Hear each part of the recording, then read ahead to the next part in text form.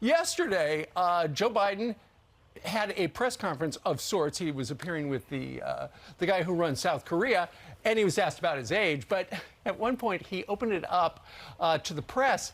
And as it turns out, Joe Biden, keep in mind, he's the oldest ever living president. He can't look like he's not as sharp. So what did the communications team do? They gave him a cheat sheet. And you can see right there, question 1 is Courtney from the LA Times. And it had the exact question she was going to ask. Well, let's listen to the back and forth. And keep in mind, Joe Biden knows exactly what she's going to ask. Now we're going to take some questions. The first question is from Courtney of the Los Angeles Times. Thank you, Mr. President. I mean, people say you have a compliant press. I never thought this compliant. Never thought this compliant. You saw there Fox and Friends are talking about President Biden and his cheat sheet, as they call it, as he's talking to reporters. As Ducey pointed out, the guy who runs South Korea, visiting the White House there. But by the way, so you see the cheat sheet that he's got. Looks like the reporter that's going to ask him the questions, pronunciation of how to say her name, and the whole bit. The RNC Research Twitter account here put that out after it was seen, and then Fox News was talking about it some more. So, of course, this is one of those things. We saw Sarah Palin do it when she scribbled some things on her hand. Was busted on camera. Everyone had a field day with that. But we're not just talking about Sarah Palin when it comes to this type of stuff.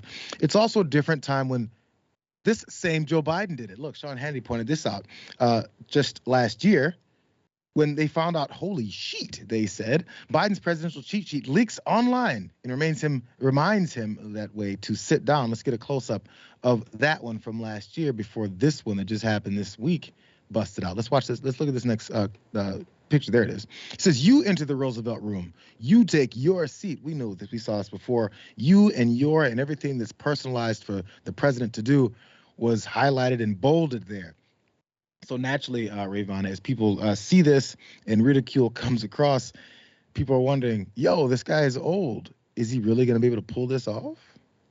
I think it's, of course he's an elderly person, and I don't think that, we should have the expectation that he can rattle off, a million things off the top of his head. He's obviously not as sharp as he was. But, I mean, the criticism, and, I don't like President Biden. I don't want him to run for re-election. I don't want him to be the next president. But the criticism of him knowing which reporter is going to ask what question, I think is really ludicrous, because the people at Fox News know damn well that the reporters submit their questions. And Joe Biden is calling on those specific people because they have submitted questions and told them ahead of time what they're going to ask. So, being prepared to answer it in that way and reminding him, which reporter you're calling on for the questioning. I don't think that's like, outlandish or ridiculous, but I do want, a more back and forth between the media and our political figures that's actually hard hitting and grueling journalism. But, in press conferences like these, this is just the way that they are typically done. Yeah, well, I remember some of the criticisms from some of these pundits. I can't remember which one of them said it, but they were pointing out, you're never going to see, I think it was actually Ronna McDaniel, maybe further on this whole thread from the RNC. They're pointing out and to make these comparisons towards Trump, of course, because he's an old man too.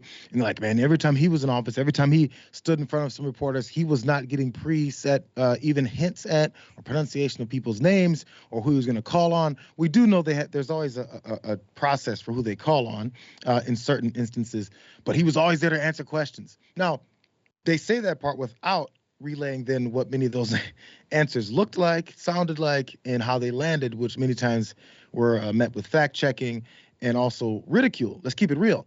So maybe this is a reason to avoid that as they have these battles of who's the most geriatric coming up president there is. But I did think about it this way. How old did they say Biden was? I can't even remember anymore. They did say probably the oldest serving president ever. My father is 77 years old. He's going on 78.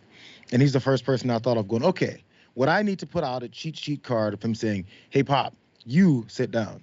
Here comes your chief of staff. And there is that particular reporter. I can't see it happening, but that's different with every person. Age isn't always the thing that we go off of, but it's off of the person and how they're responding to stuff. So as you said already, you're not a huge fan of Biden, neither am I. But at the same time, it's not that good of a look. And you're trying to figure out why is it he needs that. Yeah, just to the Trump thing for a second. The reason they could never do that with Donald Trump is because he is naturally an improv artist, and that man couldn't stick to a script if it would save his life. I mean, even watching him struggle to deliver, his speech after he incited the riot at the Capitol, you could just, and they had the bloopers of the cutouts of him trying to ad lib and trying to go off script. Like, you could hand him that piece of paper and he's going to throw it in the trash with all of his old McDonald's wrappers. But I agree that this isn't a good look for Biden, particularly as, we're approaching the time where we would be having a robust primary if the DNC would allow it. It sort of does point to the fact that this is an elderly man. He's 80 years old. Do we think he's going to be able to serve 4 more years?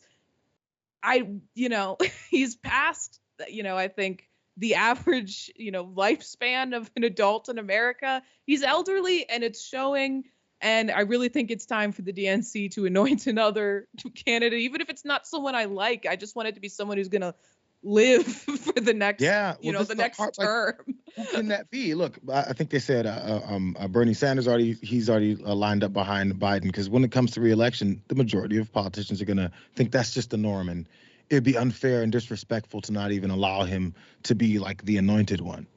Times are changing, bro. I feel like that tradition is probably ending pretty soon from both sides of the aisle. So yes, that's going to be talked about. They're going to go through these processes and still go through this. There's going to be that latest shot towards this.